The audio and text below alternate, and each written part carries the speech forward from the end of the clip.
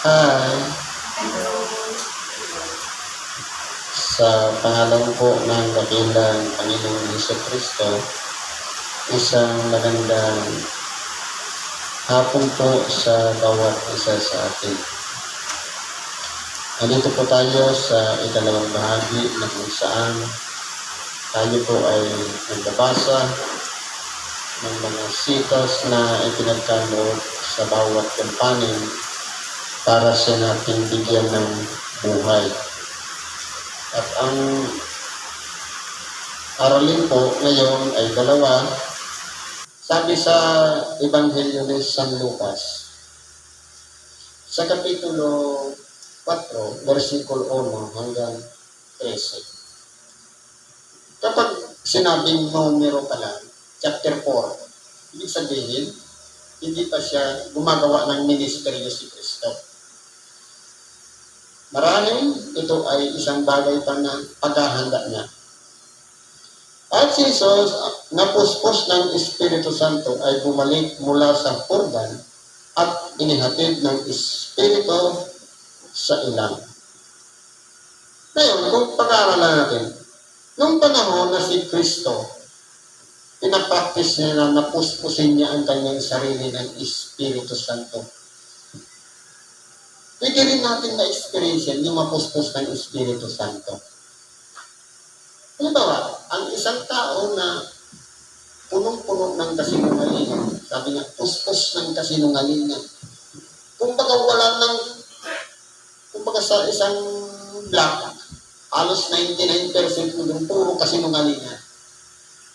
Dito, sabi, puspos naman ng Espiritu Santo. Ibig sabihin, lahat ng mga ginagawa natin, maka-spiritual na. Ibig sabihin niya, pwede rin mangyari sa tao.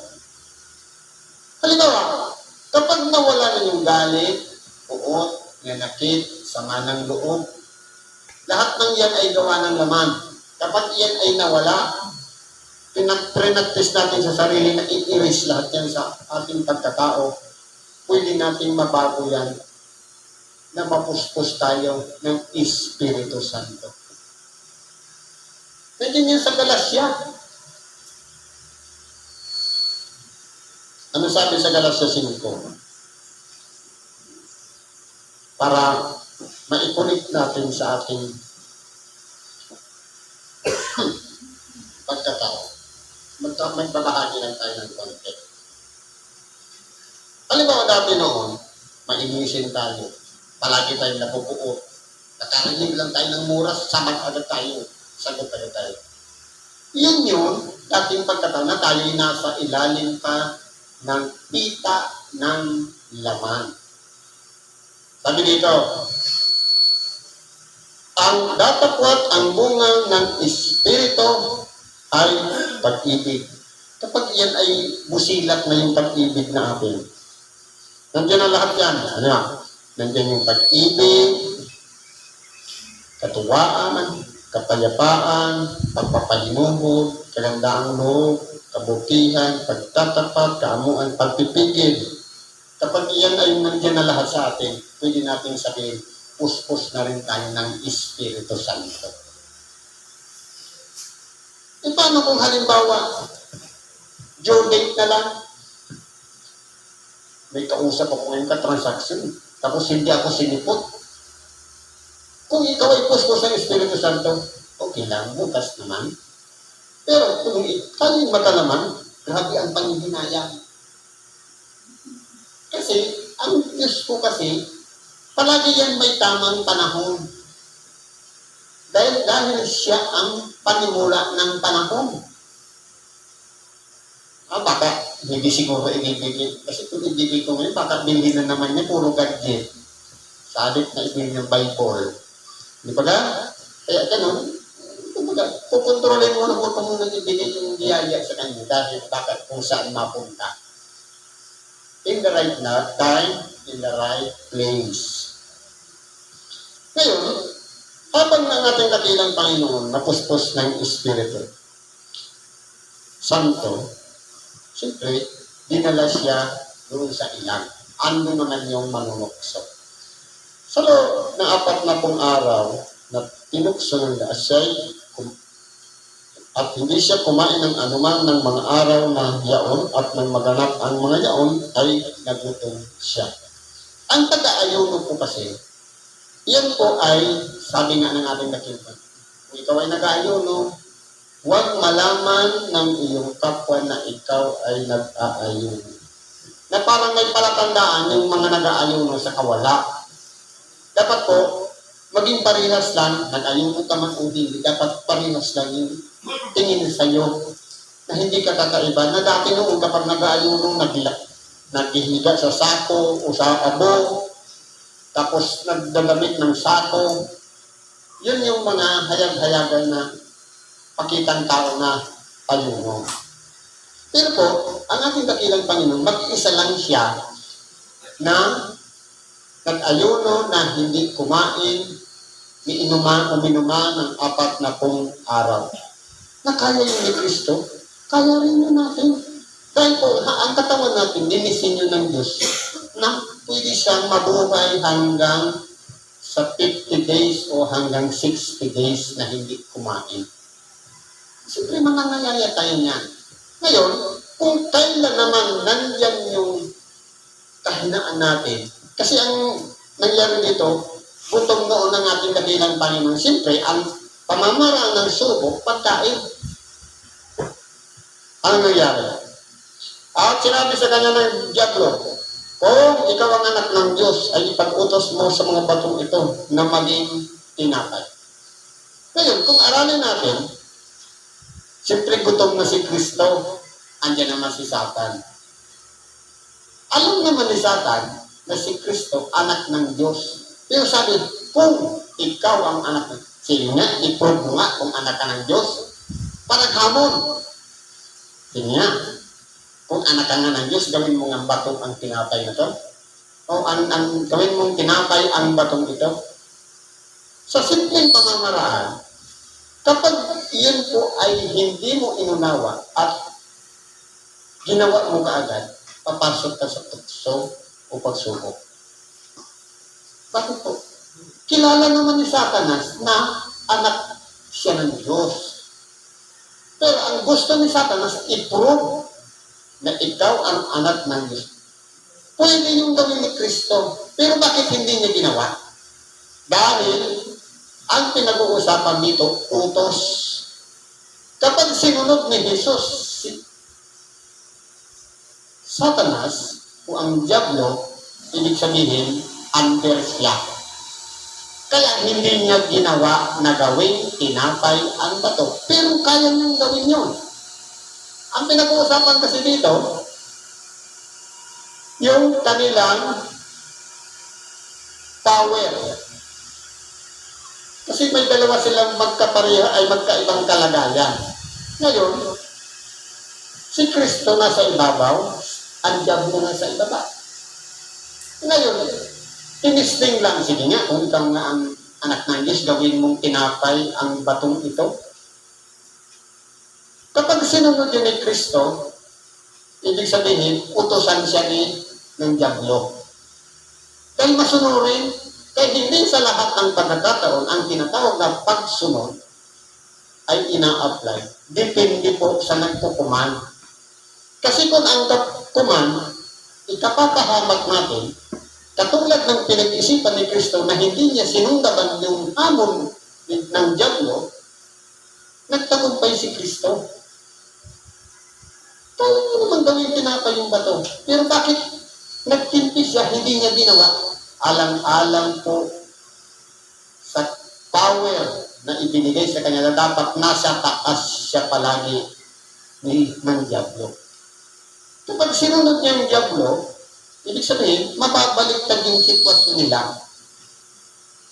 Si Kristo na ngayon na nasa baba, ang Diablo na ang nasa taas. Dahil, napapasunod ko naman pala. Kaya po yan, aralin natin. Meron ditong logic, bakit inignore ng ating dakilang Panginoon na hindi sunggaban yung hamon ng Diablo. Dahil alam ni Kristo na kapag sinunggaban niya at pinatulan niya, ikapapahamak niya.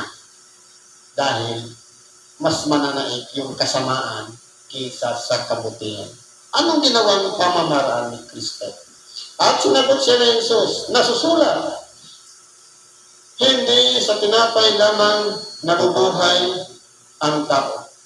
Sa ibang parte, sa Mateo, hindi lamang sa tinapay nabubuhay ang tao, kundi sa bawat salitang lumalabas sa bibig ng Diyos. Ibig sabihin, ang ikinapamumuhay pala ng tao, hindi lang yung pagkain material na pinapasok sa bibig, ninunguya, nilulunok, pasok sa tiyan, kundi meron pa pala tayong ibang pamamaraan ng pagkain na walang iba, yung tinapay ng kabuhayan o salita ng Diyos sa makatuwid ang Ebanghelyo na ang tainga naman natin ang siyang tagatanggap ng pagkain espiritual na siyang nagbibigay ng kalakasan sa atin para sa ating pang-araw-araw na pamumuhay.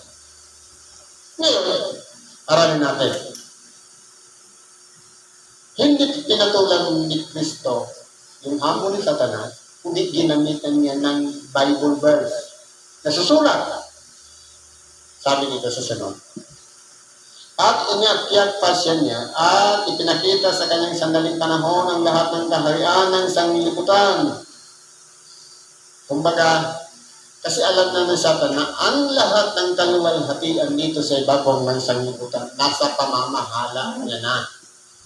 Ngayon, isinama niya ngayon doon sa kaitaasan ang ating dakilang pagdun. Sabi nito, at sinabi sa kanyang Diablo, sa iyo'y ibibigay ko ang lahat ng kapamahalaang ito at ang kaluwalhatian nila sapagkat ito'y naibigay na sa akin at ibibigay ko kung kanino ko ibig. Open. Hindi ba nga, nung una, weakness, yung kahinaan natin doon pumasok ang pagsubok. Dito naman, open. Kapag ang pinag-uusapan naman, yung, sabi nga, yung posisyon. Kasi kung ang posisyon, palaging open yan. Ngayon, gusto mo ba ikaw maging manager? Gusto mo ba ikaw ma-promote? Uupera ka na. Pero sa larangan ng selling o pagbibenta, ang promotion, bibigyan ka mo lang ng target. Kapag na-hit mo, mapupromote ka. Pero dito, ang lahat ng mga kaharian, kaluwalhatian, ng mga nakikita doon sa itaas na ipinakita ng Diablo sa ating nakilaban, nasa pamamahala ng Satan. Kaya yung negosyo, yung lahat ng mga layaw, mga sikat na artista, mga iniidolong mga tao, lahat yan nasa kapamahalaan ni Satanas. Pwede yan i-offer niya sa bawat isa sa atin. Kaya kung titignan po natin, habang ang Diyos gumagawa, nagsusubok siya ng maraming subok para ang Ebanghelyo ipangaral sa lahat ng tao, si Satanas naman gumagawa din. Nagpapasikat siya ng mga artista, ng mga iniidolong mga tao, gumagawa ng mga pelikula, at kung ano-ano mga paglilibangan ng tao para ang focus niya doon maagaw sa halip na makinig ng salita ng Diyos, mapunta sa sabungan. Di ba ga? Kaya kung titignan po natin dito, pwede yan i-offer sa atin. Sabi, kaya nga, kung sasamba ka sa harapan ko ay magiging iyon lahat. Yung pagsuko ni Kristo ng kanyang sarili para sambahin si Satanas, yun lang ang pinaka-offer para ibigay ni Satanas sa ating dakilan. Sabi nito, at dinala siya na sa Jerusalem at inilagay sa taluktok ng templo at sinabi sa kanya, kung ikaw ang anak ng Diyos ay magpatihulog kang mula rito hanggang sa ibaba. Sapagkat nasusulat siya ay pagbibili ng kanyang mga anghel tungkol sa iyo upang ikaw ay ingatan at alalayan ka ng kanilang mga kamay baka matisod ka ng iyong paa sa isang bato. Tingnan po yung pamamaraan dito ni Satanas. Ang sabi sa ating dakilang tayo, magpatihulog ka. Dahil, nasusulat. Ibig sabihin, kung nakita ni Satanas, yung verses na ito, siyang magbibili ng kanyang mga anghel tungkol sa iyo upang ikaw ay ingatan. Ito po yung nakita na ba natin yan sa kasulatan? Saan ba siya nakalagay? Salmo 91. Nandoon yun, yung idinadalangin natin bago tumulak sa misyon o pagdating sa puok na pagmimisyonan. Salmo 91, ginamit ni Satanas. Ibig sabihin, si Satanas pala, o ang Diablo, nagre-research din ng kasulatan. Kabisado niya rin ang Bible. Bakit siya nagsabing nasusulat kung hindi niya yung nababasa? Anghel pa mismo ang bibili na mag-ingat upang hindi matisod ang ating mga paa sa bato.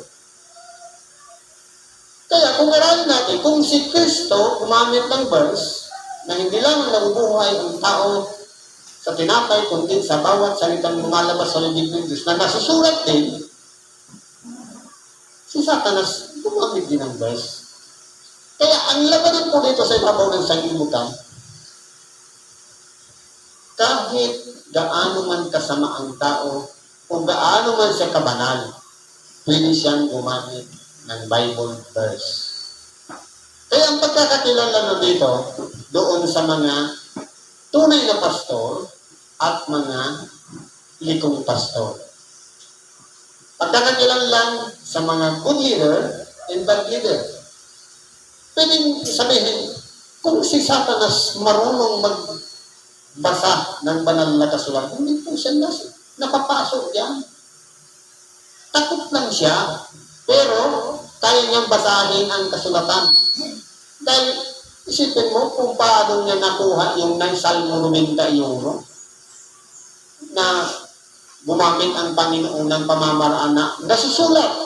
Siyempre, meron din siyang bit-bit na Bible verse na alam niya na kung titingnan mo, kaligtasan yung sinasabi, siyang magbibigay ng kanyang mga anghel tungkol sa iyo upang ikaw ay ingatan. Iingatan ng pala ako, sige, magpatihulog na lang ako. Yun, ang offer doon, yung pain. Hindi na magpatihulog ka, may anghel ka naman eh. At nakasulat pa. Kaya kung titingnan po natin dito, ang labanan dito, good or bad, pwedeng gumamit ng mga Bible verse. Sabi nga, makikilala ninyo ang puno sa kanyang bunga. Na merong mga tao dito sa ibabaw ng sanlibutan na mga tunay na sinugo na tagapangaral ng salita ng Diyos. At meron din naman sumasalarawan ng buhay ng mga Pariseo, ng mga Saduseo, at ng mga Iskriba. O kaya yung mga false teacher na kung saan gagamitin ng Bible verse. Sabi nga, ang mga Pariseo, katulad ng libingang pinaputi, malinis sa labas tingnan, pero yung kabulukan sa kaloob-looban, nandyan, mabaho. Kaya kung aaralin natin, pinag-iingat tayo sa mga espiritu na nangasiwa dito sa ibabaw ng sanglibutan. Doon natin malalaman sa tunay na anyo ng tunay na lingkod ni Kristo nakikita sa pamamagitan ng kanyang mga gawa. Ngayon nangyari, 3 beses na napanagpo si Kristo at ang Diablo. At pagsagot ni Jesus, sinabi niya sa kanyang nasusulat, kung nasasabi, huwag mong tutuksohin ang Panginoon mong Diyos. Kaya po, ang nangyari, nang matapos ng Diablo lahat ng pagtulog, hiniwalayan siya ng ilang panahon at bumalik. Kaya po, kung titignan natin, ano ba ang makukuha nating aral dito sa kwento ni Kristo bago siya pumasok sa ministeryo. Walang iba ang kanyang pagtatagumpay. Na kahit man tayo operan ng isang bagay na alam natin, ikapapahamak natin, huwag natin i-graph, huwag natin tatanggapin, kundi palagi natin sasabihin, loobin nawa ng Diyos. Kasi po ang posisyon, kasikatan po yun. Pero kung Diyos mismo ang nagtalaga sa atin, iba po kasi yung sariling nasa kaysa kagustuhan ng Diyos. Pag kagustuhan ng Diyos, yun yung mga bagay na ayaw mo. Di ba? Ayaw mo magtayo dito sa harapan na maging tagapangaral ng salita ng Diyos. Kung ikaw talaga ay maging sisidlang hirang sa Kanya, tatayo ka dito sa harapan. Yan ang God's will. Yung personal will natin, ayaw natin dahil mahiyain tayo, hindi pa tayo marunong mag-interpret, magpaliwanag ng mga sitas, dahil nabubuhay tayo sa sarili lang natin kakayanan. Pero in God's will, susuplayan niya ngayon ng maliwanag na pag-iisip at karunungan ang ating simpleng utak para mapalawak pa natin ang kanyang mga aral. Yan po ang kalooban ng Diyos. Pero ang sarili nating kalooban, yung sarili mong pag-apply na gusto mong maging evangelista, gusto mong maging tagapangaral, dahil gusto mo. Pero pagdating naman sa gusto ng Diyos, ayaw mo. Yun ang mas mabiyaya. Kaya sikapin natin, kung gusto man natin, palagi natin aantayin yung proper time, proper place na kalooban ang Diyos ang masusunod at hindi ang sarili nating kalooban. Naway magtagumpay tayo. Kung si Kristo ay nagtagumpay sa subok ng dyablo, dapat naman tayo magtagumpay din. Siguro po hanggang dito na lang ang pakikibahagi natin sa oras nito. Salamat po sa Diyos at anuman ang ating mga kahilingan, karaingan man, problema man yan, o karamdaman, lahat ng yan ay ilapit natin sa Diyos. Maglinis tayo ng ating mga puso. Bigyan natin siya ng pagkakataon dahil siya po ang nakakaalam kung ano ang magiging lunas sa lahat ng ating mga kahilingan. Salamat sa Diyos at mapagpalang hapon sa bawat isa.